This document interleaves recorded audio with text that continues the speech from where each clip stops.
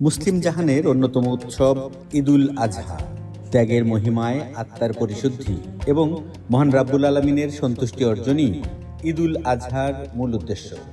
পবিত্র আল কোরআনে আছে, فصل لربك وانحر অর্থাৎ কাজেই তুমি তোমার প্রতিপালকের উদ্দেশ্যে নামাজ আদায় করো এবং কোরবানি করো। তারই ধারাবাহিকতায় আমাদের প্রিয় পশু কোরবানির মাধ্যমে নিজেদের জান মাল আল্লাহর পথে কোরবানি করার এবং আত্মশুদ্ধিতে শামিল হই। রাসূলে পাক সাল্লাল্লাহু আলাইহি ওয়াসাল্লাম বলেন, কোরবানির পশু কোরবানি দাতার জন্য যেমন সওয়াব লাভের উপায়, ঠিক তেমনি উহা পুলসিরাত পার হবার জন্য বাহন হতে পারে।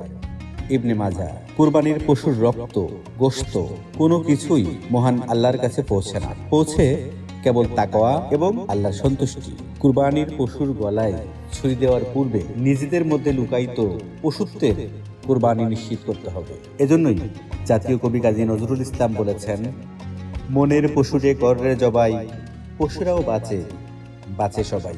আসুন আমরা সকলে পবিত্র ঈদুল আজহার মর্যাদা রক্ষায় আল্লাহর নৈকট্য লাভের জন্য নিজেদের প্রিয় অর্থ সম্পদের মোহ ত্যাগের মানসিকতা গড়ে তুলি। কোরবানি দেওয়া যেমন একটি ধর্মীয় দায়িত্ব, তেমনি কোরবানির পশুর বর্জ্য পরিষ্কার করাও কোরবানি দাতার কর্তব্য। তাই আসুন নির্ধারিত স্থানে কোরবানি সম্পন্ন করি এবং কোরবানি পশুর বর্জ্য নিজ দায়িত্বে সঠিকভাবে পরিষ্কার করি এবং নির্ধারিত স্থানে ফেলি। স্বপ্ননিবাস পরিবারের পক্ষ থেকে সকলকে জানাই পবিত্র ঈদুল আজহার শুভেচ্ছা ও মোবারকবাদ। ঈদ মুবারক।